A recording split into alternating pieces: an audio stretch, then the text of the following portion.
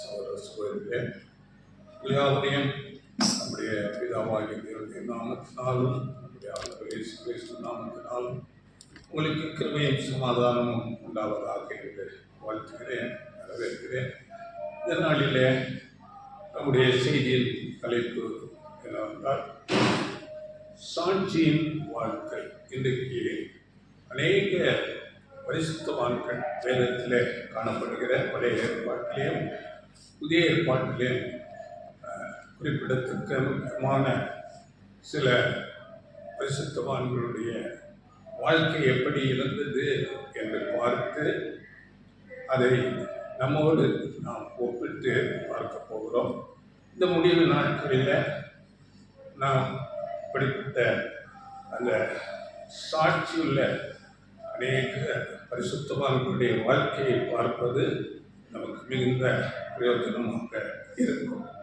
அதனால் முதலாவதாக நாம் பார்க்கும்போது நம்முடைய பிதாவாகிய தேவனை குறித்து நம்முடைய ஆண்டவர் இயேசு கிறிஸ்து வெளிப்படுத்துகிறார், சாட்சி கொடுக்கிறார். இதை குறித்து யோவான் 1:18 தேவனை ஒருவனும் ஒரு காலம் கண்டதில்லை, பிதாவின் மடியில் இருக்கிற ஒரே பேரான குமாரனே அவரை வெளிப்படுத்தினார் என்று வசனம் சொல்லுகிறது. பிதாவாகிய தேவனை ஒருவரும் கண்டதில்லை. அந்த பிதாவாகிய தேவனை குமாரனாகிய ஆண்டவர் இயேசு கிறிஸ்து வெளிப்படுத்தினார் என்று இந்த வசனம் சொல்லுகிறது. அப்படி பிதாவாகிய தேவனை ஆண்டவர் இயேசு கிறிஸ்து எப்படி வெளிப்படுத்துகிறார் என்று நாம் பார்க்கும்போது அவருடைய வாழ்க்கை இந்த பூமியில வந்து 33 வருடங்கள் வாழ்ந்தார். அவருடைய வாழ்க்கை பிதாவாகிய தேவன் எப்படிப்பட்டவராக இருக்கிறார் என்பதை குறித்து வெளிப்படுத்தி காண்பித்திருக்கிறது. அப்படியே அவர் அந்த வாழ்ந்த வாழ்க்கையின் காலங்களில் அவர் வெளிப்படுத்திட்ட குணலட்சணங்கள் அவருடைய மற்ற ஜனங்களோடு வெளிப்படுத்திட்டு அவருடைய குணங்கள் பிதாவாகிய தேவனை வெளிப்படுத்துகிறதாக இருந்தது. அது மாத்திரமல்ல, அவருடைய பலத்த கிரியைகள், அவருடைய செய்திகள் எல்லாம் பிதாவாகிய தேவனை வெளிப்படுத்துகிறதாக இருந்தது. பிதாவாகிய தேவன் ஒருவேளை இந்த பூமியிலே மனுஷனாக வந்தால் எப்படி வாழ்ந்திருப்பாரோ அப்படியே நம்முடைய ஆண்டவர் இயேசு கிறிஸ்து வாழ்ந்து காட்டினார். பிதாவாகிய தேவனை போல பலத்த கிரியைகளை செய்திருக்கிறார். மரித்தோரை எழுப்பினார். மரித்து 4 நாட்களான லாசருவை அங்கே உரத்த சத்தமாய் லாசருவே வெளியே வா என்று சொல்லும் போது அவர் 4 நாட்களான அந்த லாசரு உயிரோடு வெளியே வருகிறார். அவருடைய பலத்த கிரியைகள் இது பிதாவாகிய தேவனுடைய கிரியைகளாக இருக்கிறது. அப்படியே குருடர் பார்வையடையும்படியாக செய்கிறார். எப்படிப்பட்ட வியாதிஸ்தரையும் அவர் சுகமாக்குகிறவராய் சுற்றி திரிந்தார். எந்தவித பட்சபாதம் பார்க்காதவராக இருந்தார். வேதத்திலே பிதாவாகிய தேவனை குறித்து சொல்லும் போது மத்திய 5:45 பரலோகத்தில் இருக்கிற உங்கள் பிதா பூரண சற்குணராய் இருக்கிறது போல நீங்களும் பூரண சற்குணராய் இருங்கள். பூரண சற்குணர் என்றால் மேல் அவசரங்களில் நாம் படிக்கும் போது நல்லோர் மேலும் தீயோர் மேலும் சூரியனை உதிக்க பண்ணுகிறார், நீதியுள்ளோர் மேலும் அநீதி உள்ளோர் மேலும் மழையை பெய்ய பண்ணுகிறார். இப்படி எல்லாருக்கும் நல்லவராக நன்மை செய்கிறவராக அப்படி பிதாவாகிய தேவன் இருக்கிறார். அப்படியே ஆண்டவர் இயேசு கிறிஸ்து இந்த பூமியில சுற்றி திரிந்தார். எல்லாருக்கும் நன்மை செய்கிறவராக. மார்க்கு 6:56 நாம் படிக்கும்போது அங்கே அநேக வியாதிஸ்தர்கள் அவரிடத்திலே வருகிறார்கள். அவர் எல்லாரையும் சுஸ்தமாக்கிறார். எந்த விதமான பட்சபாதம் பார்க்கவில்லை. படிங்கள் அந்த வசனம். எல்லாரிலும் அவர் பிரவேசித்த கிராமங்கள், பட்டணங்கள், நாடுகள் எவைகளோ அவைகளின் சந்தை வெளிகளிலே வியாதிக்காரரை வைத்து அவருடைய வஸ்திரத்தின் ஓரத்தையாகிலும் அவர்களை தொடும்படி உத்தரவாக வேண்டும் என்று அவரை வேண்டிக் கொண்டார்கள். அவரை தொட்ட யாவரும் சுஸ்தமானார்கள். ஒரு பட்சபாதமே இல்லாமல் தொட்ட யாவரும் சுஸ்தமானார்கள் என்று சொல்லப்பட்டது. அப்படியாக இந்த பூமியில பிதாவாகிய தேவனை வெளிப்படுத்துகிறவராக ஆண்டவர் இயேசு கிறிஸ்து இருந்தார். மாத்திரமல்ல, அவருடைய செயல்கள் பெரும் கொந்தளிக்கிற கடல், பெரும் காற்று எல்லாவற்றையும் தம்முடைய வார்த்தையினால் அமைதலாக இறையாதே என்று தன்னுடைய வார்த்தையின் மூலமாக அவைகளை அமைதல்படுத்தினார். அப்பொழுது பெரும் காற்று, கொந்தளிக்கிற கடல் எல்லாம் அமைதலாயிற்று. இது எல்லாம் நம்முடைய பிதாவாகிய தேவனுடைய பலத்த கிரியைகள் போலவே ஆண்டவர் இயேசு கிறிஸ்து தம்முடைய கிரியைகள் மூலமாகவும் தம்முடைய குணாம்சங்கள் மூலமாகவும் தம்முடைய வாழ்க்கை மூலமாகவும் பிதாவாகிய தேவனை வெளிப்படுத்தினார். அதில் யோவான்ல பேசும்போது ஆண்டவர் இயேசு கிறிஸ்து சொல்லுகிறார், 10ஆம் அதிகாரம் 37, 38 படிகள். என் பிதாவின் கிரியைகளை நான் செய்யாதிருந்தால் நீங்கள் என்னை விசுவாசிக்க வேண்டியதில்லை. செய்தேனே ஆனால் நீங்கள் என்னை விசுவாசியாக இருந்தாலும் பிதா என்னிலும் நான் அவரிலும் இருக்கிறதை நீங்கள் அறிந்து விசுவாசிக்கும்படி அந்த கிரியைகளை விசுவாசியுங்கள் என்றார்.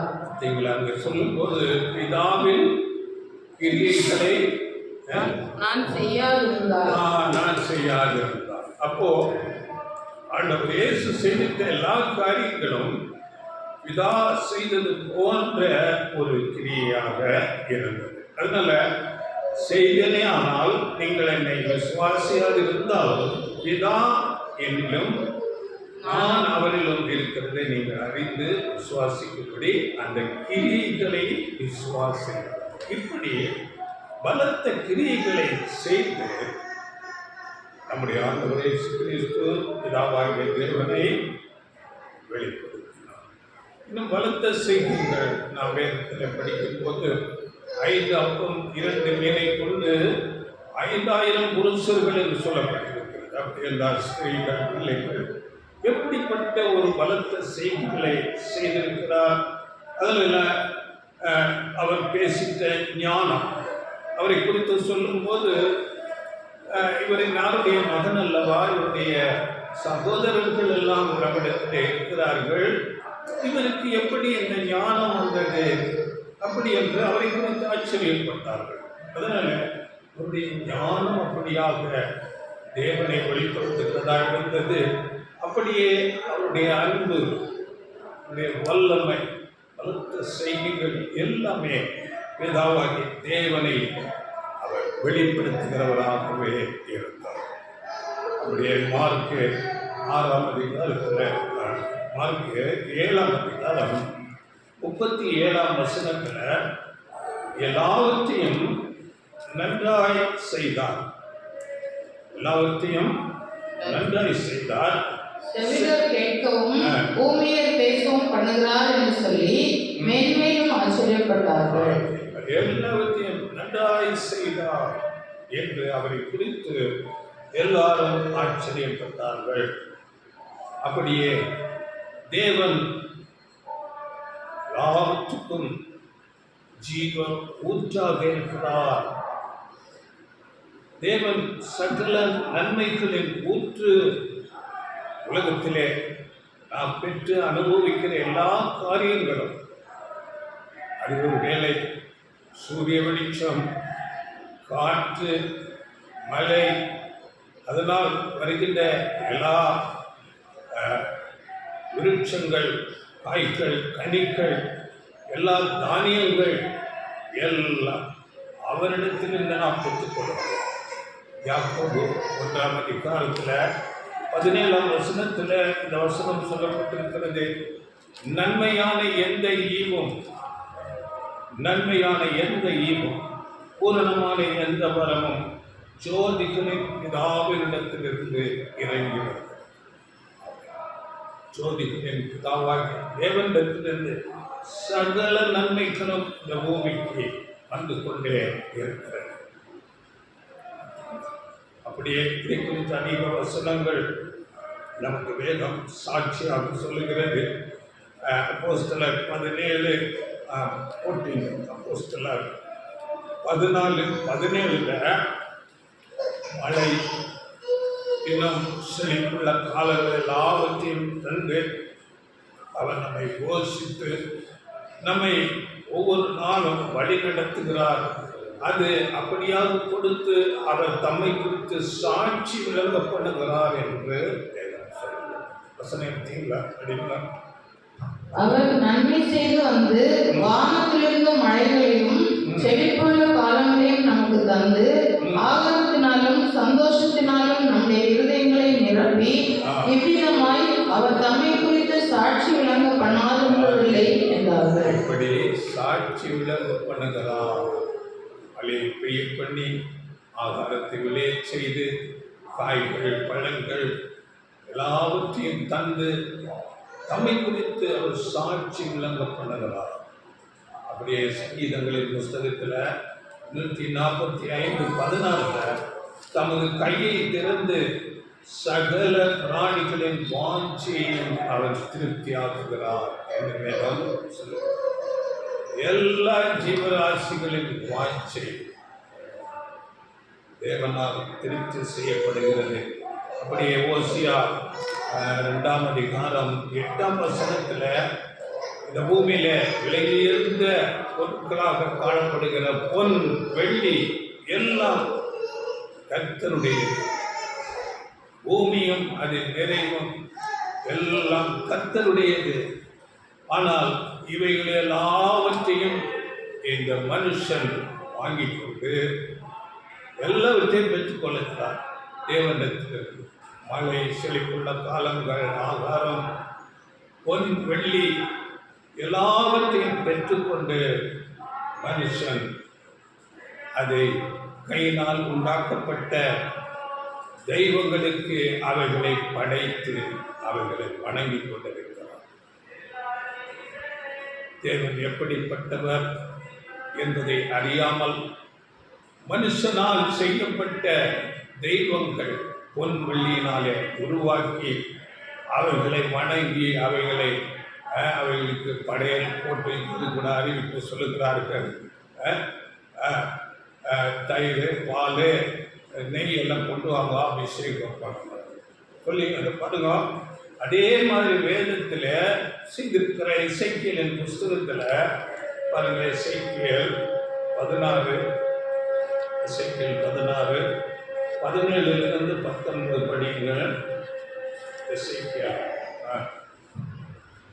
நான் உனக்கு கொடுத்த என் பொன்னும் என் வெள்ளியுமான உன் சிங்கார ஆபரணங்களை நீ எடுத்து உனக்கு ஆண் சுரூபங்களை உண்டாக்கி அவைகளோட வேசித்தனம் பண்ணி உன் சித்திர தையலாடைகளை எடுத்து அவைகளை மூடி என் எண்ணெயையும் என் தூபவர்க்கத்தையும் அவைகளின் முன் படைத்து நான் உனக்கு கொடுத்த என் அப்பத்தையும் நீ சாப்பிடும்படி உனக்கு கொடுத்த மெல்லிய மாவையும் நெய்யையும் தேனையும் நீ அவைகளின் முன் சுகந்த வாசனையாக படைத்தாய். காரியம் இப்படி ஆயிற்று என்று கர்த்தராகிய ஆண்டவர் சொல்லுகிறார். நான் உனக்கு கொடுத்த பொன் வெள்ளி எல்லா ஆகாரங்கள் எல்லாவற்றையும் என்ன செய்கிற படையல்களாக படைத்து மெல்லிய மாவு நெய் எல்லாம் மனுஷன் கொடுக்கிறது. தேவன் இதை படைக்கிறது அவனால் உருவாக்கப்பட்ட ஒரு தெய்வம் என்று சொல்லப்பட்ட பொன் வெள்ளியினாலான அந்த விக்கிரகங்களுக்கு படைக்கிறார். ஆனால் தேவன் இவைகளெல்லாம் பார்த்து கொண்டே இருக்கிறார்.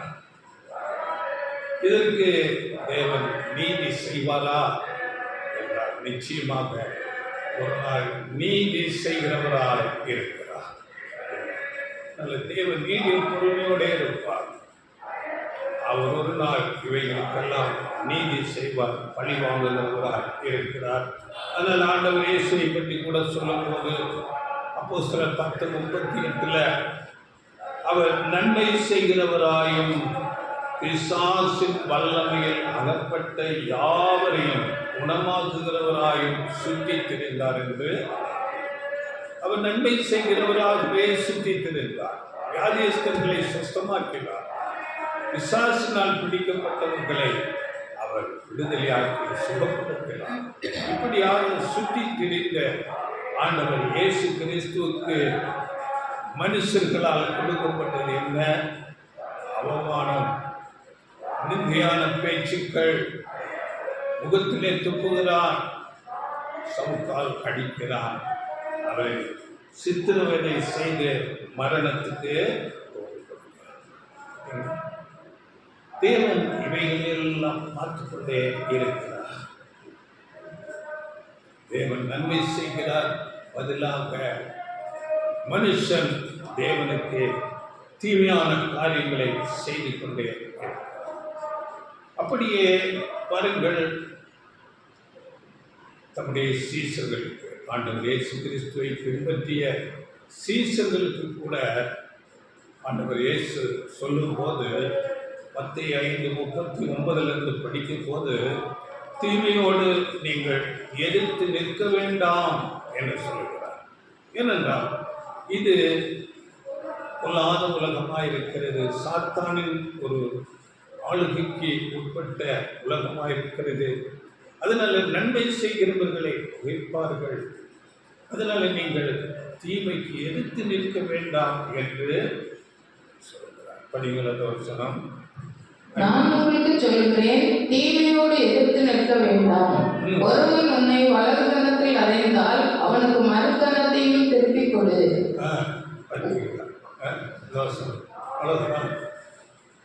தீமையோடு எதிர்த்து நிற்க வேண்டாம், கன்னத்தில் அறைந்தால் அப்படி சொல்லிட்டாரு சீசர்.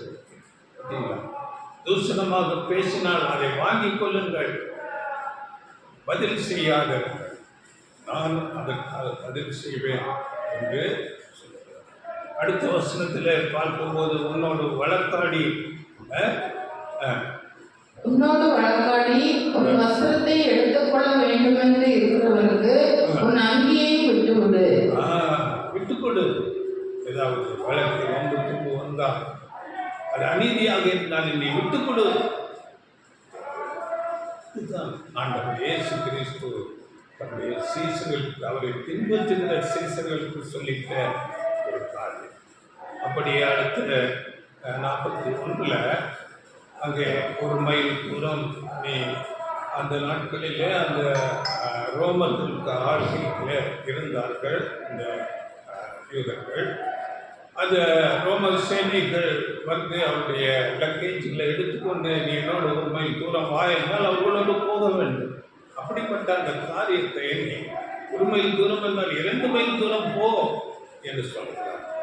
அதனால் எப்படிப்பட்டதான இந்த நாட்களில் கூட புறஞ்சாதிகள், உண்மையான தேவனை அறியாதவர்கள், ஆண்டவர் இயேசு கிறிஸ்துவை ஏற்றுக்கொள்ளாதவர்கள், அப்படிப்பட்ட அழுத்தங்கள் நமக்கு கொடுக்கும் போது அதை நீங்கள் செய்யுங்கள். அப்படிப்பட்ட பலவந்தம், ஒரு வலுக்கட்டாயமாக திணிக்கிற காரியங்கள் செய்யும் போது அதை நீங்கள் செய்யுங்கள். தேவன் எல்லாவற்றையும் பார்த்து கொண்டிருக்கிறார் என்று சொல்கிறார்.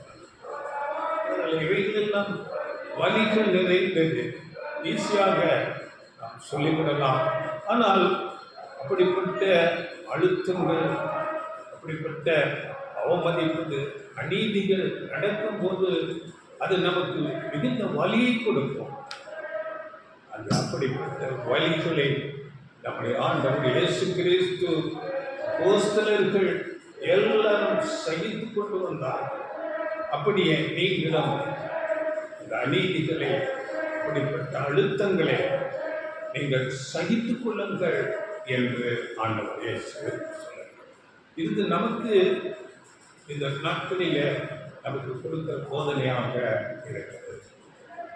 இது அப்படி செய்தால் நாம் ஆண்டவர் இயேசு கிறிஸ்துவுக்கு சாட்சி கொடுக்கிறவர்களாக இருப்போம். யூதாஸ் அவரை காட்டிக் கொடுத்தவன். ஆண்டவர் இயேசுவுக்கு யூதாசை குறித்து நன்றாகவே தெரியும். அந்த கடைசி ராப்போச்சன நேரத்தில் ஆண்டவர் இயேசு சொல்லுகிறார், நீ செய்கிறதை சீக்கிரமாய் செய் என்று சொல்லி அவன் செய்ய போகிறது என்ன என்று அவருக்கு தெரியும். ஆனால் அங்கே முத்தத்தினால் காட்டி கொடுக்கும் போது பேசுகிறார், சிநேகிதனே, என்னத்துக்கு நீ வந்திருக்கிறாய்? எல்லாவற்றையும் அறிந்தவர். அந்த நேரத்திலும் சிநேகிதனே, என்னத்துக்கு வந்திருக்கிறாய் என்று சொல்லுகிறார். அப்படியே பேதுரு அவரோடு கூட இருந்த ஒரு சீசன், அவர் அங்கே ஆண்டவர் இயேசு கிறிஸ்துவை குறித்து மறுதளிக்கும் போது ஆண்டவர் இயேசு ஒரு பார்வை மாத்திரம் பார்த்தார். அங்கே பேதுரு மிகுந்த கலக்கமுற்றான். பதிலுக்கு பதில் எதுவும் செய்யவில்லை. பேதுருவை கடிந்து கொள்ளவில்லை. எப்படிப்பட்ட ஒரு குணலட்சணத்தை வெளிப்படுத்திவிட்டார் நம்முடைய குரு, நம்முடைய ஆண்டவர் இயேசு கிறிஸ்து. இதையே நாம் பின்பற்ற வேண்டும். இந்த நல்ல குணலட்சணங்களை நாம் வெளிப்படுத்துகிறவர்களாக இருக்க வேண்டும். இதை நாம் சில வேளைகளில் பேசுவது சுலபமாக இருக்கும். ஆனால் இது பயிற்சியினாக, அநேக பயிற்சி அதற்காக நமக்கு கொடுக்கப்படும். அதனால் நாம் அப்படிப்பட்ட குணலட்சணங்களை உடையவர்களாக மாற வேண்டும். ஆண்டவர் இயேசு கிறிஸ்துவை போல ஆண்டவர் இயேசு எல்லாவற்றையும் மனுஷன் கொடுத்த எல்லா காரியங்களையும், அவமானங்கள், தூஷணமான வார்த்தைகள், அடிகள் எல்லாவற்றையும் வாங்கி கொண்டார். பதிலாக எதுவுமே செய்யவில்லை. பதிலாக என்ன செய்தார் என்று நாம் பார்க்கும்போது லூக்கா 23:34 பிதாவே, இவர்களை மன்னியும், தாங்கள் செய்கிறது என்னதென்று அறியாதிருக்கிறார்கள். இதுதான் ஆண்டவர் இயேசு பதிலுக்கு செய்தது. அதனால நம்முடைய குருநாதர் எப்படி வாழ்ந்துட்டாரோ, எப்படி மனுஷர்களால் அவமானப்படுத்தப்பட்டு, அடிக்கப்பட்டு, காயப்படுத்தப்பட்டு, நிந்திக்கப்பட்டு இருக்கும் போதும் அவர்களுக்காக செபித்தார். அப்படிப்பட்ட ஒரு சிந்தை உடையவர்களாக நாம் மாற வேண்டும். இதற்கு நிறைய பயிற்சிகள் தேவையாக இருக்கும். இங்கே சீசர்களுக்கு சொல்லும் போது ஆண்டவர் இயேசு யோவான் 13ஆம் அதிகாரத்தில் 34-35 நான் உங்களில் அன்பாயிருந்தது போல நீங்களும் ஒருவரில் ஒருவர் அன்புள்ளவர்களாக இருந்தால் என்னுடைய சீசர்களில் மற்றவர்கள் அறிந்து கொள்வார். அந்த அன்பை குறித்துத்தான் இங்கே ஆண்டவர் இயேசு சீசர்களுக்கு அதிகமாக போதிக்கிறார். அன்பு படிக்கலன்ற வசனம் யோவான் 13:34-35 நீங்கள் ஒருவரில் ஒருவர் அன்பாயிருங்கள், நான் உங்களில் அன்பாயிருந்தது போல நீங்களும் ஒருவரில் ஒருவர் அன்பாயிருங்கள் என்கிற புதிதான கட்டளை உங்களுக்கு கொடுக்கிறேன். நீங்கள் ஒருவரில் ஒருவர் அன்புள்ளவர்களாய் இருந்தால் அதனால் நீங்கள் என்னுடைய சீஷர்கள் என்று எல்லாரும் அறிந்து கொள்வார்கள் என்றார். நீங்கள் அன்புள்ளவர்களாக இருந்தால் என்னுடைய சீஷர்கள் என்று எல்லாரும் அறிந்து. அன்பையே ஆண்டவர் இயேசு கிறிஸ்து போதிக்கிறார். இது அன்பு இருந்தால் மாத்திரமே எல்லாவற்றையும் சகிக்கும். நமக்கு தெரியும் அன்பை குறித்த ஒரு டெஃபினிஷன் 1 கொரிந்தியர் 13ஆம் அதிகாரத்தில் 4 படிக்கும் போது அன்பை குறித்த ஒரு விளக்கம் அங்கே கொடுக்கப்பட்டிருக்கிறது. அன்பு நீடிய சாந்தமும் தயவும் உள்ளது, அன்புக்கு பொறாமை இல்லை, அன்பு தன்னை புகழாது, இருமாப்பா இருக்காது, அயோக்கியமானதை செய்யாது, இதுதான் அன்புக்கு உரிய டெஃபினிஷன். இந்த அன்பை ஆண்டவர் இயேசு கிறிஸ்து அப்படியே நடைமுறை வாழ்க்கையிலே நடந்து காட்டினார். இந்த இடத்துல நாம் படிக்கும்போது இந்த அன்பு என்ற இடத்திலே ஆண்டவர் இயேசு கிறிஸ்துவை நீங்கள் வைத்து படிக்கும்போது சரியாக இயேசுவுக்கு அவைகள் எல்லாம் பொருந்தும். அன்பு நீடிய சாந்தமும் தயவும் உள்ளது. அப்படியே படிக்கும் போது ஆண்டவர் இயேசு நீடிய சாந்தமும் தயவும் உள்ளவராக இருந்தார். படிங்களா? அப்படி படித்து பாருங்களேன். இயேசு நீடிய சாந்தமும் தயவும் உள்ளவர். இயேசுவுக்கு பொறாமை இல்லை. இயேசு தன்னை புகழ மாட்டார், இருமாப்பாய் இருக்க மாட்டார், அயோக்கியமானதை செய்ய மாட்டார், தற்பொழிவை நாட மாட்டார், சின்னமடைய மாட்டார். இயேசுவுக்கு தற்பொழிவு நாட மாட்டார். அப்படி படிங்க. இயேசு தன்னை புகழ மாட்டார். இயேசு சகலத்தையும் தாங்கினார். இயேசு சகலத்தையும் சகித்தார். இயேசு விசுவாசித்தார். இயேசு எல்லாவற்றையும் நம்பினார். இயேசுக்கு சரியாக அந்த டெஃபினிஷன் பொருந்தும். இதே இயேசு என்ற இடத்துல நம்முடைய பெயர்களை நாம் வைத்து படித்தால் அது பொருத்தமாக வருமா என்று நாம் நிதானித்து பார்க்க வேண்டும். இதுதான் நாம் இயேசுவை குறித்து சாட்சி பகிர்கிறது. நமக்கு நீடிய சாந்தம் இருக்கிறதா? நாம் நம்மை புகழ்ச்சியாக புகழ வேண்டும் என்று விரும்புகிறோமா? இருமாப்பாய் இருக்கிறோமா? அயோக்கியமானதை செய்கிறோமா? சகலத்தையும் தாங்குகிறோமா? விசுவாசம், நம்பிக்கை இவையெல்லாம் நமக்கு பொருத்தமாக வருகிறதா என்று நாம் நம்முடைய பெயரை அதிலே அன்புக்கு பதிலாக போட்டு அது பொருந்துதா என்று நிதானித்து பார்க்கணும். அதனால ஆண்டவர் இயேசு கிறிஸ்துவை நாம் வெளிப்படுத்த வேண்டும் என்றால் இப்படிப்பட்ட குண லட்சணங்களை நாம் வெளிப்படுத்த வேண்டும். வேதத்திலே நாம் பார்க்கும்போது எல்லா தேவனுடைய பிள்ளைகள் பழைய ஏற்பாட்டிலும் சரி புதிய ஏற்பாட்டிலும் சரி இப்படிப்பட்ட குணலட்சணங்களை எல்லாம் வெளிப்படுத்தி இருக்கிறார்கள். அவருடைய சாட்சியின் வாழ்க்கை குறித்து நாம் பார்க்கும்போது பழைய ஏற்பாட்டிலே முதலாவது நோவாவை குறித்து நாம் அறிந்திருக்கிறோம்.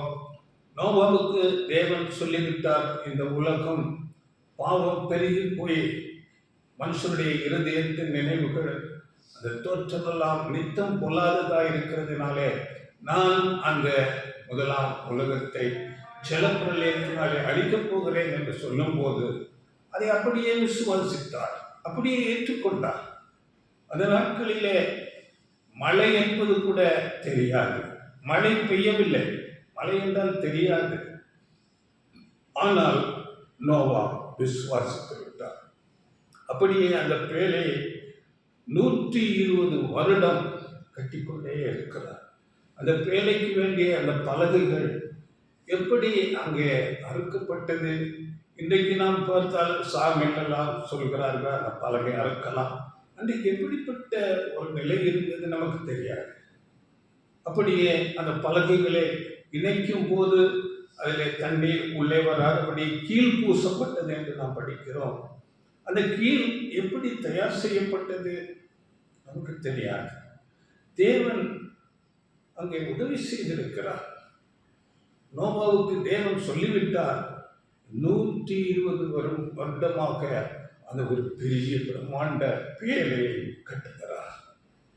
அது மாத்திரமல்ல, அந்த பேழைக்குள்ளே அவர்கள் பிரவேசித்து அவர்கள் நோவா, அவருடைய மனைவி, பிள்ளைகள், மருமக்கள் என்று 8 பேர் பிரவேசித்தார்கள்.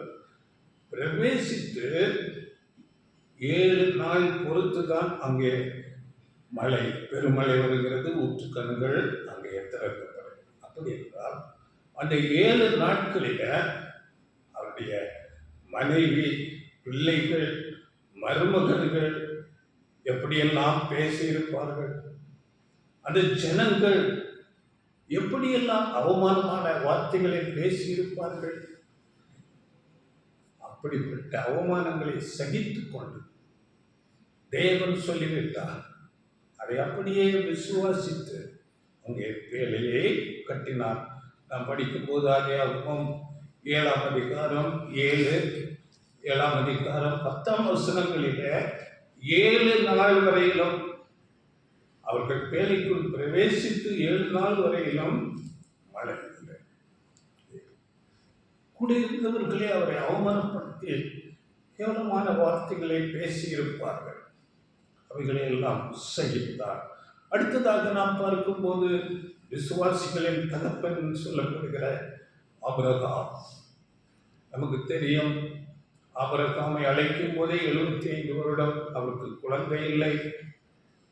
ஆனால் வாக்குத்தத்தம் கொடுக்கப்படுகிறது, பூமியில் உள்ள வம்சங்கள் எல்லாம் உனக்குள்ளே ஆசீர்வதிக்கப்படும், உனக்குள்ளே ஆசீர்வதிக்கப்படும். ஆனால் அவருக்கு குழந்தை இல்லை. எப்படி ஆசீர்வதிக்கப்படும்? 75 வருடம் ஆகிறது. அதன் பிறகு அழைத்து 99 வயசாகிறது. 24 வருஷமாகும். அப்பொழுது கூட குழந்தை இல்லை. அதற்கு அங்கே சொல்லும்போது நோவாவுக்கு சில காரியங்களை சொல்லுகிறார். 15ஆம் அதிகாரத்தில் 2ஆம் வசனத்தில் அவருடைய அங்கே வேலைக்காரர் எலியேசர் இருக்கிறார். அவரை நான் என் பிள்ளையாக எடுத்துக்கலாமா அப்படி என்று பேசுகிறார். படிங்கள்.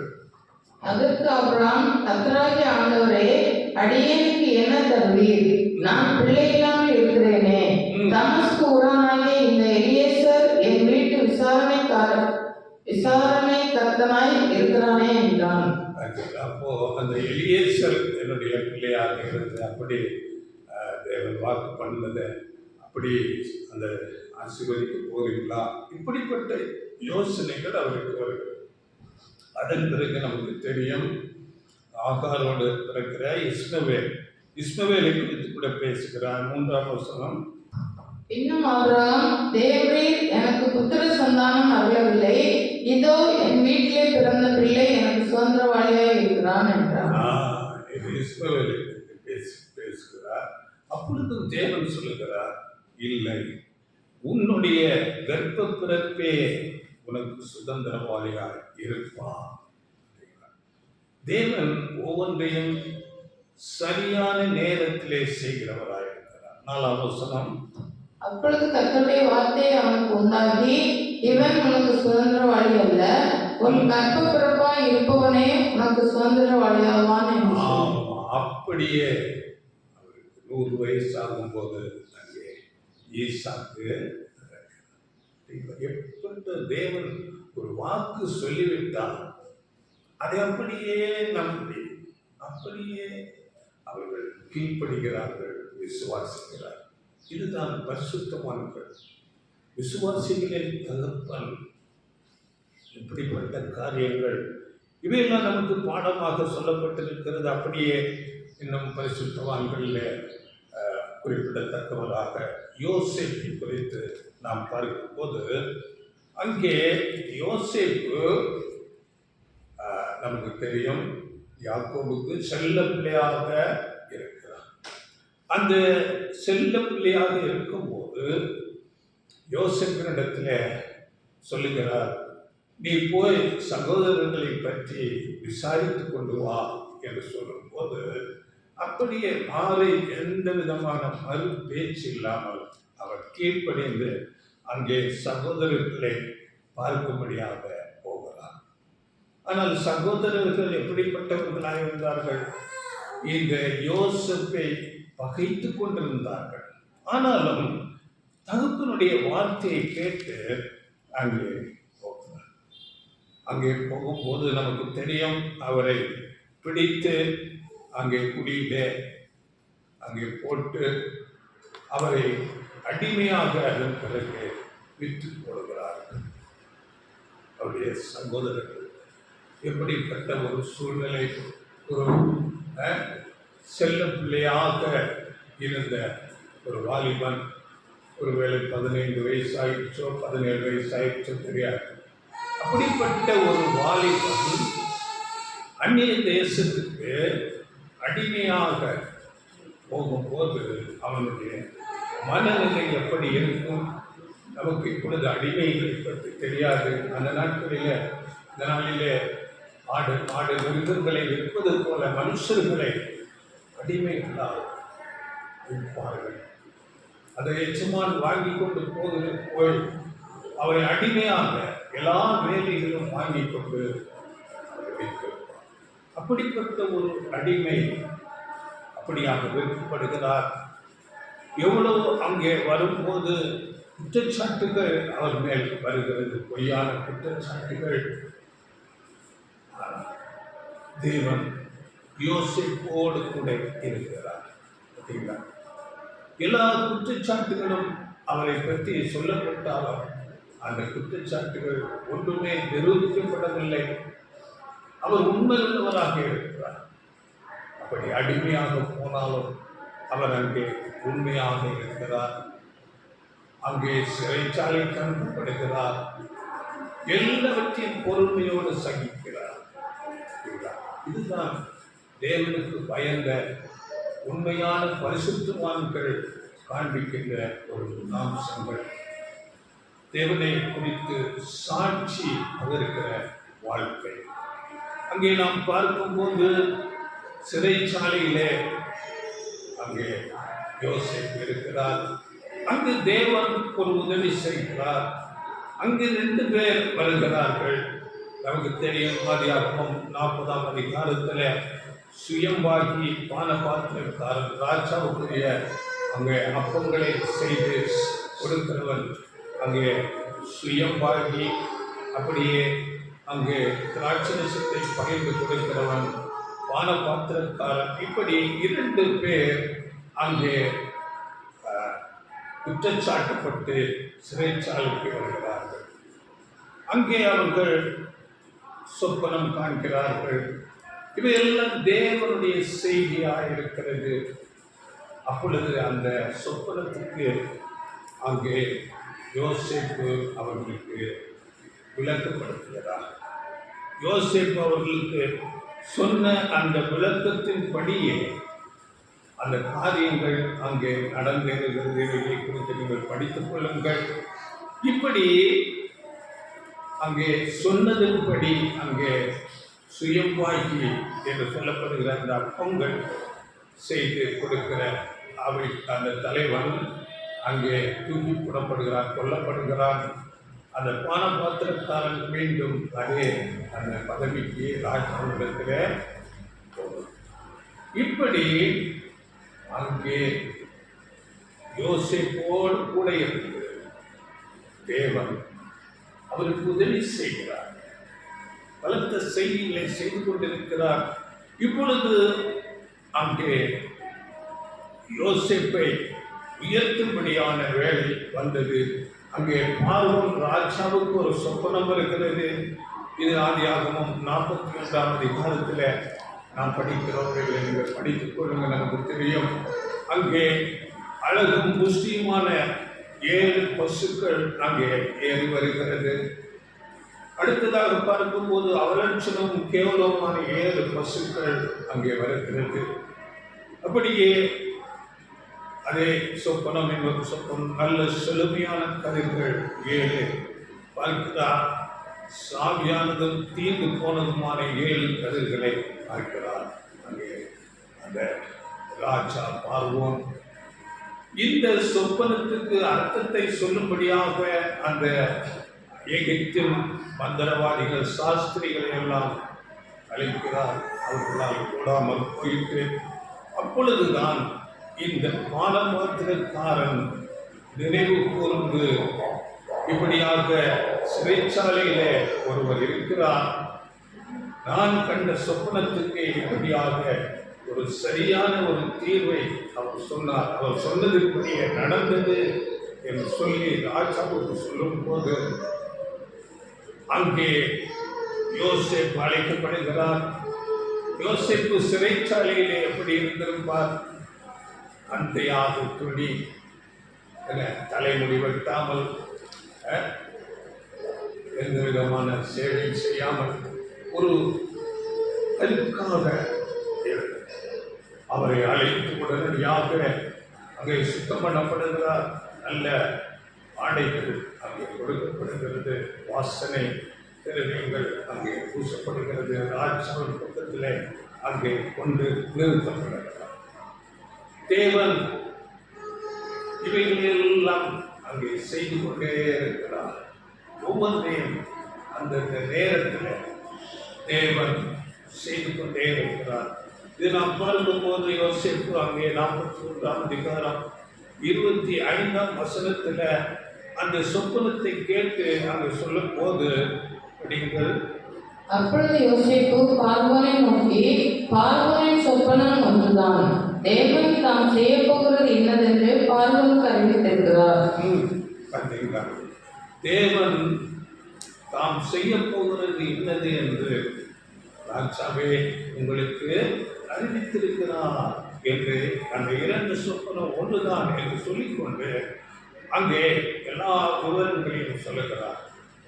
7 செழிப்புள்ள வருடங்கள் வருகிறது, 7 பஞ்சம் நிறைந்த வருடங்கள் வருகிறது. அதனால நீங்கள் செழிப்புள்ள காலத்தில் எல்லா தானியங்களை சேர்த்து வையுங்கள், அதற்குரிய நல்ல ஞானமுள்ள ஒரு அதிகாரியை நியமிங்கள் என்று அவர் ஆலோசனை கொடுக்கிறார்.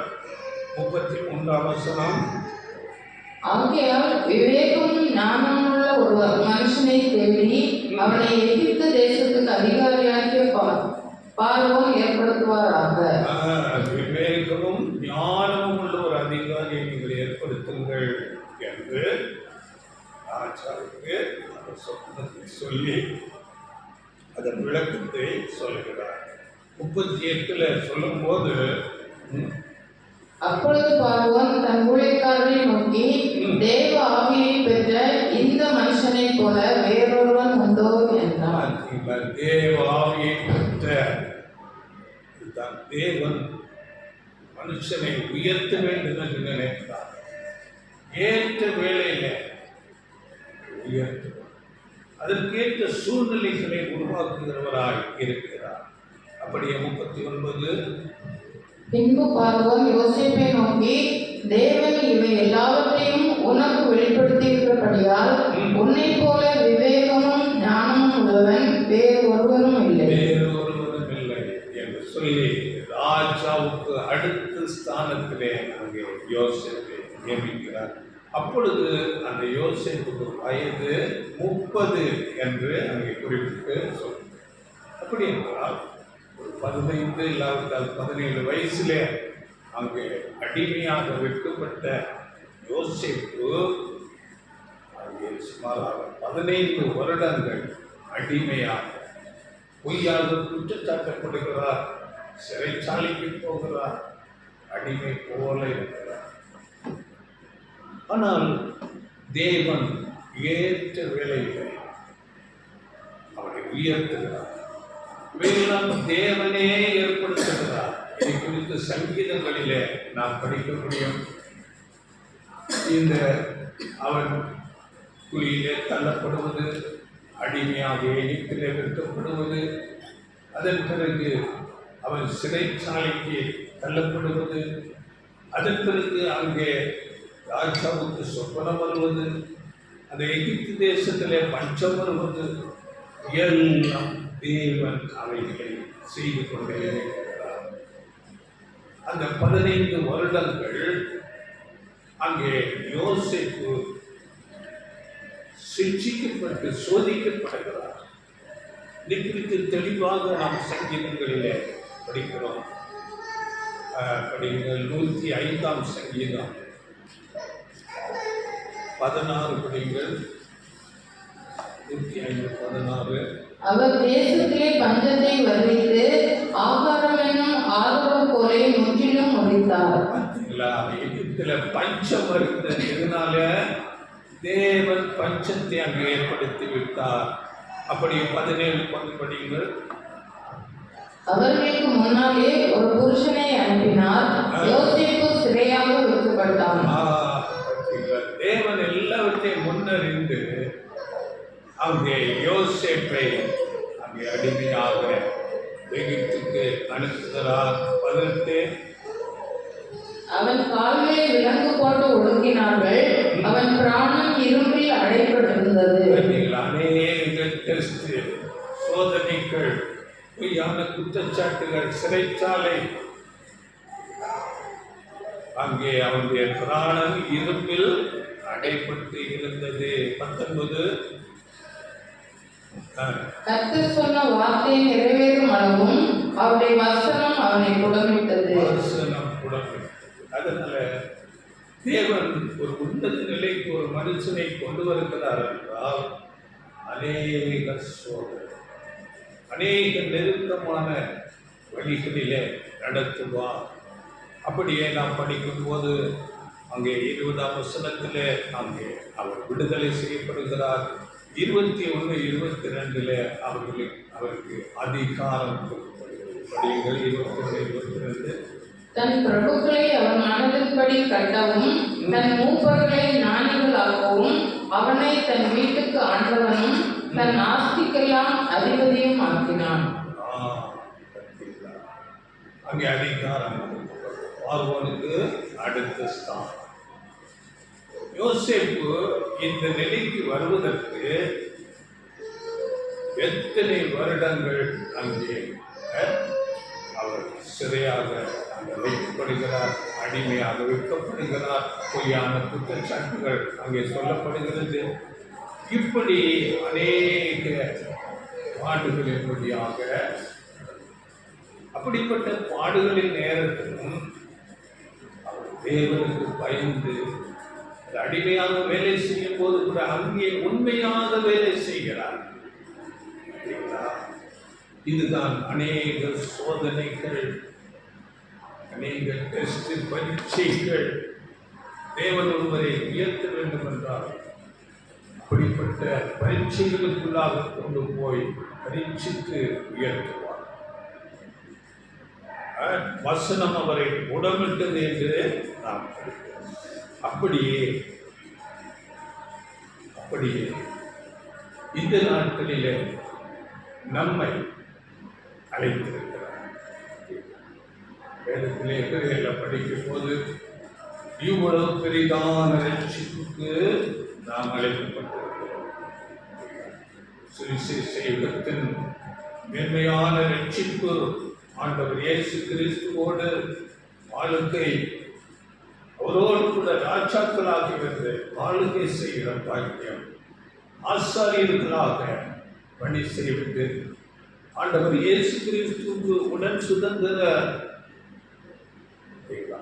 ஆண்டவர் இயேசுவை குறித்து சொல்லும் போது சகலமும் அவரை கொண்டும் அவருக்கென்றும் சிருஷ்டிக்கப்பட்டது என்று வேதம் சொல்கிறது. அப்படிப்பட்ட ஆண்டவர் இயேசு கிறிஸ்துவோடு சபை வகுப்பார், உடன் சுதந்திரராகிறார்கள். ஆசீர்வாதம். அவர் ராஜாவின் ராஜாம் என்றால் சபை ராஜாக்களாக அவரோடு கூட ஆளுகை செய்வார். ஆசாரியர் தேவனுக்கும் மனுஷனுக்கும் மத்தியஸ்தர், நித்திய ஜீவன், சாவாமை உள்ள ஒரு ஜீவன். இப்படிப்பட்ட மேலான ஒரு ஆசீர்வாதம் இந்த சுவிசேஷ இயக்கத்தில் அழைக்கப்பட்ட சபை வகுப்பாருக்கு வைக்கப்படுகிறது. இப்படிப்பட்ட ஒரு பெரிதான ஆசீர்வாதத்துக்கு நாம் எப்படிப்பட்ட சோதனைகள், பரீட்சைகள் அதற்குள்ளாக கடந்து போக வேண்டும். பட்டில யோசிப்பை பார்க்கிறோம்.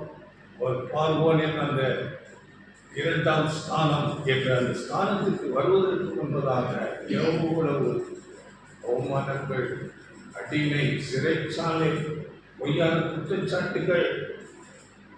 அப்படியாக நாம் இந்த சுவிசேஷ யுகத்தில் அழைக்கப்பட்ட நாம் அநேக பாடுகளின் வழியாக நாம் கடந்து போக வேண்டும். இதை குறித்து அநேக வசனங்கள் இருக்கிறது. படிங்கள். 1 பேதுரு 1ஆம் அதிகாரம் 5ஆம் வசனம். 1 பேதுரு 1:5.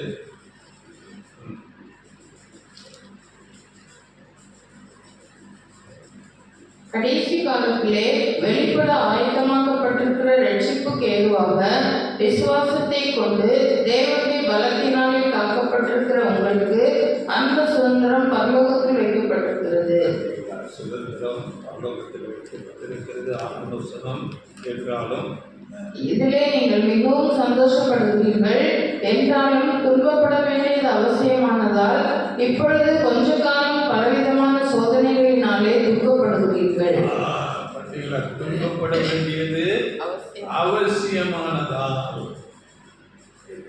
மேன்மை சும்மா வந்துவிடாது. துன்பப்பட வேண்டியது அவசியமானதால் பலவித சோதனைகளிலே கொஞ்ச காலம் பலவிதமான சோதனைகளினாலே துக்கப்பட வேண்டும். அடுத்தது 7 கூட அழிந்து போகிற பொன் அக்னியினாலே சோதிக்கப்படும். அதை பார்க்கிலும் அதிக வெளியேறப்பட்டதாயிருக்கிற உங்கள் விசுவாசம் சோதிக்கப்பட்டு இயேசு கிறிஸ்து வெளிப்படும் போது உங்களுக்கு புகழ்ச்சியும் கனமும் மகிமையும் உண்டாக காணப்படும். உங்கள் விசுவாசம் சோதிக்கப்படும். எப்படிப்பட்ட விசுவாசத்துல உறுதியா வைராக்கியமா நிற்கிறீர்கள் என்று அநேக அநேக பாடுகளின் வழியாக நெருக்கங்களின் வழியாக நாம் போக வேண்டும். யோசிப்பை நாம் மனதிலே வைத்துக் கொள்ள வேண்டும். நம்முடைய விசுவாசம் இல்லாமல் போகிற அளவுக்கு அநேக சூழ்நிலைகள் வேதத்தில் படிக்கும் போது தெரிந்து கொள்ளப்பட்டவர்களையும் வஞ்சிக்கத்தக்கதாக அநேக அடையாளங்கள் அற்புதங்கள் கடைசி நாட்களிலே நடக்கும். பொய் போதனையாளர்கள் அப்படியாக செய்வார்கள். அப்படியே 1 பேதுரு 4ஆம் அதிகாரம் 12-13 கூட பேதுரு மூலம் பேசும்போது அங்கே உங்களை சோதிக்கும்படி உங்கள் நடுவில் பற்றியிருக்கிற அக்னியை குறித்து ஏதோ புதுமை என்று தெரியாமல் கிறிஸ்துவின் மகிமை வெளிப்படும் போது நீங்கள் கலிகூர்ந்து மகிழும்படியாக அவருடைய பாடுகளுக்கு நீங்கள் பங்காளிகள் ஆனதால் சந்தோஷப்படுங்கள். உங்கள் நடுவிலே பற்றியிருக்கிற அக்னி என்றால் அதுதான் சோதனைகள். யோசேப்பை எப்படி வசனம் புடமிட்டதோ அப்படி அநேக சோதனைகள், நெருக்கங்கள், குறைவுகள், பாடுகள், அவமானங்கள் இவைகள் வரும். அதனால நீங்கள் சந்தோஷப்படுங்கள், கலிகூர்ந்து மகிழுங்கள். அப்படியே பிலிப்பியர் நிறுத்தத்தில் 1ஆம் அதிகாரம் படிக்க வேண்டாம், 29-30 நீங்கள் படித்துக் கொள்ளுங்கள். விசுவாசிப்பதற்கு மாத்திரமல்ல, ஆண்டவர் இயேசு கிறிஸ்துவை நான் விசுவாசிக்கிறேன் என்பது மாத்திரமல்ல, அவருக்காக பாடுபடவும் நியமிக்கப்பட்டிருக்கிறது. அப்படி அப்போஸ்தலன் பேதுரு சொல்லி என்னிடத்துல கண்டதும் எனக்கு உண்டென்று கேள்விப்படுகிறதுமான போராட்டமே உங்களுக்கும் உண்டு. உண்டு ஏனென்றால் நம்முடைய ஆசீர்வாதம் அவ்வளவு மேன்மையானது. அங்கே யோசேப்பு பார்வோன் ராஜாவுக்கு அடுத்த ஸ்தானம் போகிறது. அநேகம் பாடுகளின் வழியாக போனது போல நாமும் பிதாவாகிய தேவனுக்கு அடுத்ததாக ஆண்டவர் இயேசு கிறிஸ்துவோடு அவரோடு உடன் சுதந்திரமாக ஒரு ஆளுகை செய்கிறவர்களாக ஒரு மேன்மையான ஆசீர்வாதத்திற்கு போவோம். அதனால் அநேக பாடுகளின் வழியாக சோதனைகள், பரீட்சைகள், பற்றி எரிகிற அக்னி உண்டு. ஆனால் இன்றைக்கு அநேக ஊழியர்கள் இன்றைக்கு பேசுகிற அநேக ஊழியர்கள் உங்களுக்கு ஆசீர்வாதம், நீங்கள் எங்களிடத்திலே வாருங்கள், உங்களுக்காக நாங்கள் ஜெபிக்கிறோம். அவங்க ஜெபிக்க கூட வேண்டாம், நீங்க எங்களிடத்துல வாருங்கள், நாங்கள் உங்களுக்காக ஜெபிக்கிறோம், தேவன் உங்களை ஆசீர்வதிப்பார். இப்படியாக பேசிக்கொண்டு இது எப்படிப்பட்ட போதனை? இதை குறித்து நாம் ஜாக்கிரதையாக இருக்க வேண்டும். அநேக கள்ளத்திற்கு தெரிசுகிற நாட்களிலே, முடிவு நாட்களிலே வருவார்கள் என்று ஆண்டவர் இயேசு கிறிஸ்து அதனால் எச்சரிக்கையாக இருங்கள் என்று சொல்லியிருக்கிறார். 1 பேதுரு 5ஆம் அதிகாரம் 9ஆம் வசனத்தில் உலகத்தில் உள்ள உங்கள் சகோதரரிடத்திலே அப்படிப்பட்ட பாடுகள் நிறைவேறி வருகிறது என்று அறிந்திருக்கிறீர்களே. அப்போஸ்தலர்கள், பரிசுத்தவான்கள், அவருக்கு பின் ஓடுகிறவர்கள், உண்மையுள்ள சபை வகுப்பார் எல்லாரும் அநேக பாடுகளின் வழியாக தான் பிரவேசித்து அங்கே போனார்கள். அந்த ஆசீர்வாதத்துக்கு அநேக பாடுகள் உண்டு. அவர்களுடைய வாழ்க்கையை நீங்கள் பார்க்கும்போது அப்போஸ்தலர்கள் சபைக்கு தூண்களாக, பில்லர்களாக இருக்கிறார்கள். அவர்கள் எல்லாரும் இரத்த சாட்சிகளாக அறிந்தார்கள். அவரை பின்பற்றி, அப்போஸ்தலர்களை பின்பற்றி வந்த பரிசுத்தவான்கள் அப்படியாக சத்தியத்துக்காக உறுதி வைராக்கியமாக நின்று சாட்சி தந்து எப்படிப்பட்ட உபத்திரவங்கள் வந்தாலும் அதிலே உறுதியாய் நின்றார்கள். அதனால நாமும் இந்த நாட்களிலே, முடிவு நாட்களிலே இருக்கிறோம். மேலான ஆசீர்வாதத்துக்கு அழைக்கப்பட்டிருக்கிறோம். அதில் நீங்கள் சந்தோஷப்படுகிறீர்கள், நல்லது. ஆனால் அநேக உபத்திரவங்கள் உண்டு. இதில் நம்முடைய தாளந்து என்றால் தெரியுமா? தாளந்து நம்முடைய டைம், ஹெல்த், நம்முடைய இன்ஃப்ளூயன்ஸ், நம்முடைய பணம், நம்முடைய ஆரோக்கியம், எல்லாவற்றையும் தேவனுக்கு என்று அவருடைய நாமத்துக்காக, ஆண்டவர் இயேசு கிறிஸ்துவுக்காக, அவருடைய சாட்சி வாழ்க்கை, அவரை போல நாம் சாட்சி தந்தவருடைய அடிச்சுவடுகளிலே நாம் நடக்க வேண்டும். நாம் ஞானஸ்நானம் என்ற அந்த உடன்படிக்கைக்குள்ளே வரும்போது அதுதான் வாக்கு பண்ணப்படுகிறது. இனி நான் அல்ல, நான் உமக்கென்று வாழ்வேன். இனி நான் அல்ல, இந்த உலகத்துக்கு நான் வாழ மாட்டேன், நான் கிறிஸ்துவுக்கென்று அவருடைய நாம மகிமைக்காக வாழ்வேன் என்று. அதாவது ஜீவ பலி, ஜீவனோடு இருக்கிறோம், ஆனால் பலி செலுத்த வேண்டும். நமக்குரியவைகளை, நமக்கு சொந்தமானவைகளை, நமக்கு உரிமை உள்ளவைகளை நாம் தியாகம் பண்ண வேண்டும். அதுதான் பலி. அப்படியாக அங்கே பலியின் ஜீவியம் ஜீவிக்கும்படியாகத்தான் இந்த சுவிசேஷ யுகத்தில் சபை வகுப்பார், உண்மையான சபை வகுப்பார் அழைக்கப்படுகிறார்கள். இதை குறித்து வசனங்கள் இருக்கிறது. ரோமர் 6ஆம் அதிகாரம் 11ஆம் வசனத்தில் நீங்களும் உங்களை அப்படியே நீங்களும் உங்களை பாவத்திற்கு மறித்தவர்களாகவும் நம்முடைய கர்த்தராகிய இயேசு கிறிஸ்துவுக்குள் தேவனுக்கென்று பிழைத்திருக்கிறவர்களாகவும் எண்ணிக்கொள்ளுங்கள். பார்த்தீங்களா? உலக காரியங்கள் பாவங்களுக்கு மறித்தவர்களாகவும் இயேசு கிறிஸ்துவுக்குள் தேவனுக்கென்று பிழைத்திருக்கிறவர்களாகவும் எண்ணிக்கொள்ளுங்கள். அப்படியே இதே வசனம் கலாத்தியர் 2:20 கூட கிறிஸ்துவே எனக்குள் பிழைத்திருக்கிறார், இனி நான் அல்ல, கிறிஸ்து என்னில் இருக்கிறார். கிறிஸ்து எப்படி ஏதாவது சித்தமானதை செய்து இந்த உலகிலே, அது சிலுவை பாடு மரணமாக இருந்தாலும் அப்படியே கீழ்ப்படிந்தாரோ அப்படியே நான் வாழ்வேன் என்பதுதான் கிறிஸ்துவோடு நாம் நடப்பது. அவன் நம்மில் பிழைத்திருப்பது. அப்படியே பிலிப்பியர் 3:20 நாம் பரலோகவாசிகள், நாம் பரலோகம் நம்முடைய குடியிருப்போ பரலோகத்தில் இருக்கிறது. அங்கே இருந்து கர்த்தராகிய இயேசு கிறிஸ்து, அங்கே இருந்து கர்த்தராகிய இருக்கிற இயேசு கிறிஸ்து என்னும் ரட்சகர் வர எதிர்பார்த்து கொண்டிருக்கிறோம். நம்முடைய குடியிருப்பு பரலோகம், இந்த உலகத்திலே அல்ல. பரலோகத்துக்குரிய குடியிருப்புடையவர்கள் நாம் பரலோக சிட்டிசன். அதில் அந்த குணலட்சணங்கள், பரலோகத்தில் இருந்து வந்த ஆண்டவர் இயேசு கிறிஸ்துவின் குணலட்சணங்களை உடையவர்களாக நாம் ஒவ்வொரு நாளும் மாறுகிறவர்களாக இருக்க வேண்டும்.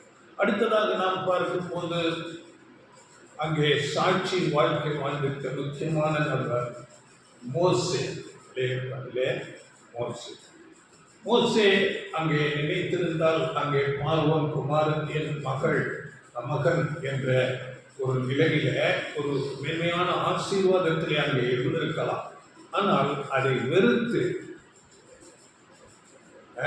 அதை வெறுத்து தேவனுக்காக பாடுகளை அனுபவிக்கும்படியாக வருகிறார். எபிரேயர் 11:24-25. விசுவாசத்தினாலே மோசே தான் பெரியவன் ஆனபோது பார்வோனுடைய குமாரத்தின் மகன் எனப்படுவதை வெறுத்து அநித்தியமான பாவ சந்தோஷங்களை அனுபவிப்பதை பார்க்கிறோம் தேவனுடைய ஜனங்களோட துன்பத்தை அனுபவிப்பதையே தெரிந்து கொண்டு 26 இனி வரும் பலன்கள் மேல் நோக்கமாயிருந்து எகிப்திலுள்ள பொக்கிஷங்களிலும் கிறிஸ்துவ நிமித்தம் வரும் நிந்தையே அதிக பாக்கியம் என்று எழுதினான். கிறிஸ்து நிமித்தம் வருகிற நிந்தைகள், அவமானங்கள், நீதி நிமித்தம் அநியாயமாக குற்றம் சாட்டப்படுவது, அப்படியே இந்த பாடுகள் எல்லாம் சந்தோஷம் என்று எண்ணினான், பாக்கியம் என்று எண்ணினான். எப்படிப்பட்ட ஒரு சூழ்நிலையில் அவர் கடந்து வருகிறார். வனாந்தரத்தில் எல்லா ஜனங்களோடு அவர்களுடைய முறுமுறுப்புகள் எல்லாவற்றையும் வாங்கிக் கொள்ளுகிறார். எவ்வளவு அந்த பேச்சுக்கள், இப்படியாக அவர் ஒரு அவமானத்தை ஏற்றுக்கொண்டு இன்னும் மோசையை குறித்து மோசை அங்கே தேவன் மோசையை எப்படி மேன்மைப்படுத்துகிறார் என்றால் அதை குறித்து சொல்லும்போது மோசே அவருக்கு முன்னாக நடந்த காரியங்களை எல்லாம் எழுதுகிறார். தேவன் அப்படிப்பட்ட ஒரு ஞானத்தையும் பரிசுத்த ஆவியையும் கொடுத்து விட்டார். எல்லாம் ஆபிரகாம், ஈசாக்கு, யாக்கோபு, அதன் பிறகுதான் மோசே வருகிறார். அவர்களை பற்றி எல்லாம் எழுதுகிறார். சிருஷ்டிப்பு முதல் எழுதுகிறார். ஆதியாகம புஸ்தகம். எப்படிப்பட்ட ஒரு ஆசீர்வாதம், மேன்மை தேவனால் அங்கே மோசேக்கு கொடுக்கப்பட்டது. அங்கே ஆதாம் ஏவாள் பற்றி எழுதுகிறார். அங்கே சர்ப்பம் வஞ்சிப்பதை பற்றி எழுதுகிறார். அங்கே வாக்குத்தத்தம் பண்ணப்படுவதை எழுதுகிறார். ஸ்திரீயின் வித்து படிக்கிறோம். 3:15 ஸ்திரீயின் வித்து உன் தலையை நசுக்கும், தீமை சாத்தானை நசுக்கும். அப்படிப்பட்ட ஒரு வாக்குத்தத்தங்கள், அப்படியே வாக்குத்தத்தம் பண்ணப்பட்ட இஸ்ரேல் மக்கள், அவர்களை பற்றி, ஆபிரகாம் பற்றி எல்லாவற்றையும் எழுதுகிறார். நியாயப்பிரமாணத்தை பெற்றுக் கொள்கிறார். எப்படிப்பட்ட மேன்மை காரணம், அவர் அந்த பார்வோனின் குமாரத்தின் மகன் என்று சொல்லிக் கொள்ளாமல் தன்னை தாழ்த்தி அங்கே வனாந்தரத்துக்கு வந்தது. இப்படிப்பட்ட மேன்மை அங்கே மோசேக்கு கொடுக்கப்பட்டது.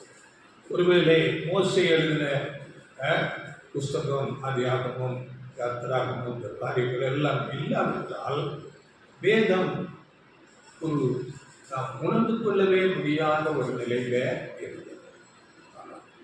தேவன் அவைகளை மோசே மூலம் எழுதி நமக்கு கொடுத்திருந்தார். எவ்வளவு பெரிய மேன்மையை பெற்றுக்கொண்டார்.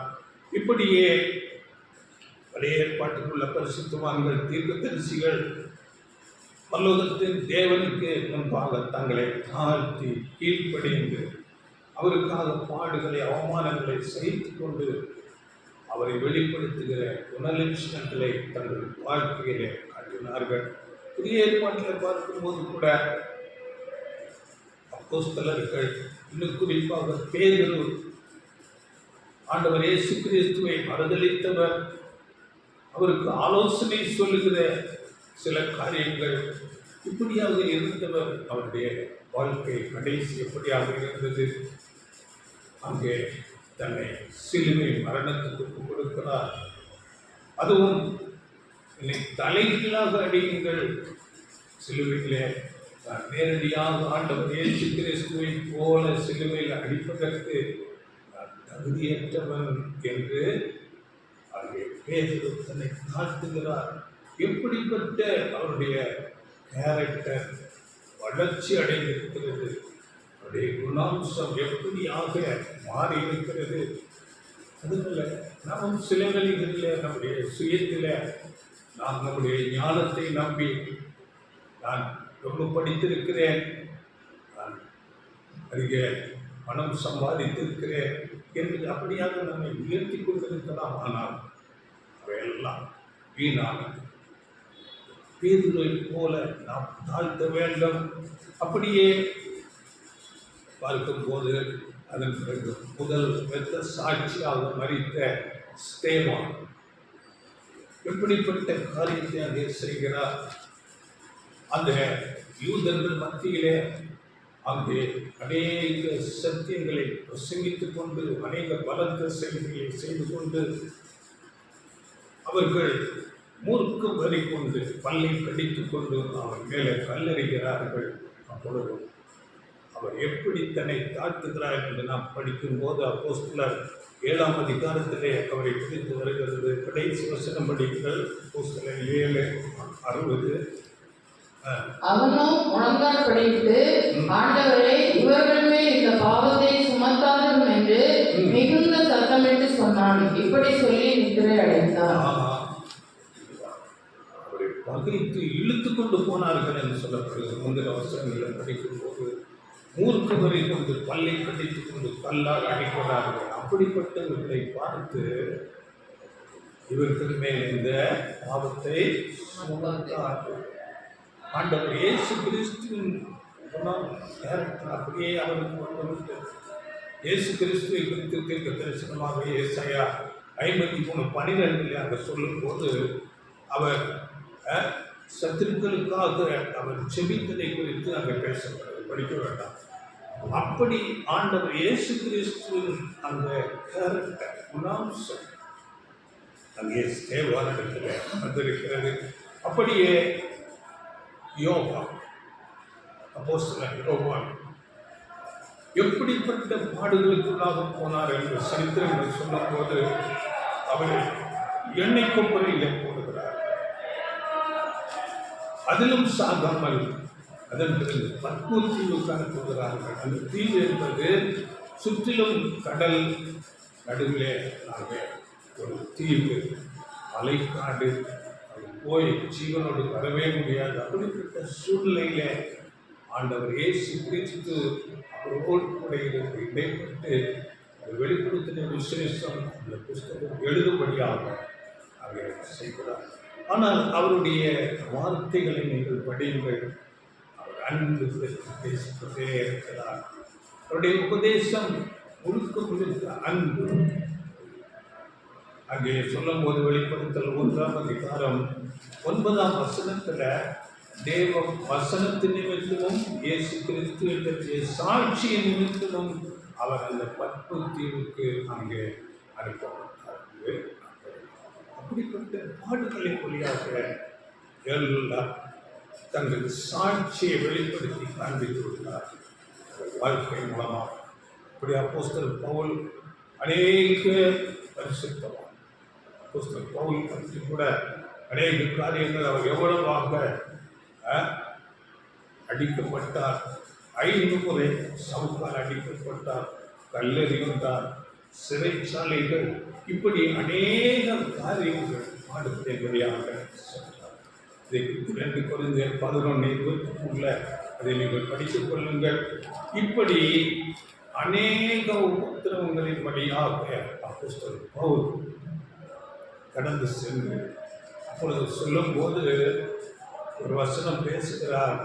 கொலோசியர் 1ஆம் அதிகாரம் 24ஆம் வசனத்தில் நான் கிறிஸ்துவுக்காக குறைவானதை நான் அனுபவித்திருக்கிறேன். கிறிஸ்துவை போன்ற படிங்கள் அந்த வசனம் கொலோசியர் 1:24. இப்பொழுது நான் உங்கள் நிமித்தம் அனுபவிக்கிற பாடுகளில் சந்தோஷம் அடைந்து கிறிஸ்துவனுடைய உபத்திரவங்களில் குறைவானதை அவருடைய சரீரமாகிய சபைக்காக என் மாம்சத்திலே நிறைவேற்றுகிறேன். குறைவானது அவர் அனுபவித்த பாடுகள் படித்துக் கொள்ளுங்கள். 2 கொரிந்தியர் 11:23 வருகிறது. அநேக முறை அது சிறைச்சாலைகள் கல்லறிதல், சவுக்கால் அடிக்கப்பட்டிருக்கிறார். பசியிலும் கண் விழிப்பிலும் அநேக பிரயாணங்கள், இப்படி அநேக காரியங்கள். அது சொல்லுகிறார், நான் குறைவானதை சரீரமாக சமைக்காத என் மாம்சத்திலே. அதனால இந்த மாதிரி பாடுகள் பரிசுத்தவான்களே, அப்போஸ்தலர்களே நாம் பார்க்கும்போது நாம் தேவனுக்காக என்ன செய்திருக்கிறோம், நாம் எப்படிப்பட்ட பாடுகளை அனுபவித்திருக்கிறோம். ஒன்றுமே செய்யவில்லை. அவர்களை பார்க்கும்போது முதல்ல அப்போஸ்தலர் பவுல் நமக்கு ஆலோசனையாக சொல்லும் போது ரோமர் 12:1-2 உங்கள் சரீரங்களை பரிசுத்தமும் தேவனுக்கு பிரியமான ஜீவ பலியாக ஒப்பு கொடுங்கள் என்று தேவனுடைய இறக்குகளை முன்னிட்டு வேண்டிக் கொள்கிறேன். இதுவே நீங்கள் செய்யத்தக்க புத்தியுள்ள ஆராதனை. சரீரத்தை பரிசுத்தமாக காத்துக்கொள்ள வேண்டும். அப்படியே பலியின் ஜீவியம் தேவனுக்கு பிரியமாக நம்முடைய வாழ்க்கை இருக்க வேண்டும். நம்முடைய வாழ்க்கை, நம்முடைய தாளந்துகள், நமக்கு உள்ளவைகளை நாம் தேவனுடைய காரியங்களுக்கு, தேவனுடைய பிள்ளைகளுக்கு என்று தேவனுடைய நாமத்துக்காக நாம் தியாகம் செய்கிறவர்களாக இருக்கிறோம். கடைசி நாட்களில் முடிவு காலத்தில் நாம் வந்திருக்கிறோம். அதனால வசனம் கூட நமக்கு சொல்லும் போது 1 கொரிந்தியர் 6:19-20 நீங்கள் உங்களுடையவர்கள் அல்ல. ஞானஸ்நான உடன்படிக்கை செய்த பிறகு நீங்கள் உங்களுடையவர்கள் அல்ல. படிங்கள் வசனம் 1 கொரிந்தியர் 6:19-20 உங்கள் சரீரமானது நீங்கள் தேவனாலே பெற்றும் உங்களில் தங்கியும் இருக்கிற பரிசுத்த ஆவியினுடைய ஆலயமாய் இருக்கிறது என்றும் நீங்கள் உங்களுடையவர்கள் அல்லவென்றும் அறிவீர்களா? கிரயத்துக்கு கொல்லப்பட்டீர்களே, ஆகையால் தேவனுக்கு உடையவைகளாகிய உங்கள் சரீரத்தினாலும் உங்கள் ஆவியினாலும் தேவனை மகிமைப்படுத்துங்கள். தேவனை மகிமைப்படுத்துங்கள். உங்கள் சரீரத்தினாலும் உங்களுக்குரிய எல்லாவற்றாலும் நீங்கள் தேவனை மகிமைப்படுத்துங்கள். இப்படியே நாம் பார்க்கும்போது எல்லா பரிசுத்தவான்கள், தேவனுக்கு பிரியமாக இருந்த எல்லா மக்கள் தங்களை தியாகம் செய்தார்.